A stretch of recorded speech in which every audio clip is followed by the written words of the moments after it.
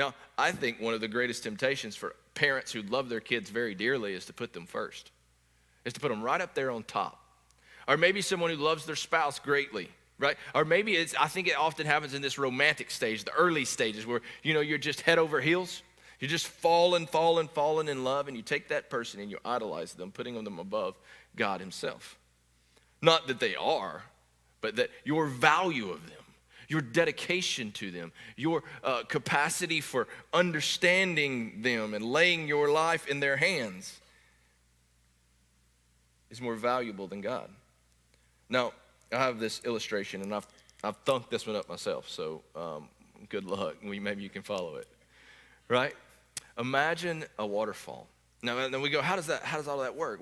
What's the go? So where are we going with this? Well, imagine a waterfall. All right, Grace High Falls is my new favorite waterfall, right? So you come in, you enter on the top of it, and you walk down, and everybody falls down the rock when they're trying to get down there, or they think they are, and then you get to the bottom, and there's water so deep that you can't even touch the bottom. And so think about a waterfall. Now, where does the water, what is essential for the waterfall? Obviously the water, and where does it come from? It comes from above. Every waterfall that's ever happened, the water always comes from above. Now, the waterfall there is just, a rock face, essentially, a pit that has been dug, so to say, over time or by erosion or maybe by earthquake or some other act of God, but nevertheless, it's a pit, and so you have a rock face. And then at the bottom of the rock face, you have a watershed or water basin there, an ecosystem below. Now, I want just you to think of this idea of prioritizing your relationships in this way. Because a waterfall isn't a waterfall without water coming from above. Could you imagine trying to create a waterfall while catching the water off the waterfall? Like standing in the waterfall and all its passion and all its capacity and all its power, standing there with a 5-gallon bucket and going, okay, I'm going to catch this, and then I'm going to carry it back to the top of the waterfall and dump it so that it'll come down and the waterfall keep going. Or maybe you go down to the bottom with the ecosystem, I can't say that for some reason right now, ecosystem, right down below the watershed where the water is so deep, and there are little fish swimming, and there are snakes and turtles or whatever you want to say, right? It's a refreshing place to swim. You go down to the bottom where all the water is. You get the biggest pump you can afford. You put a water hose in there, and you turn that pump on, and you pump that water back up to the top of the waterfall.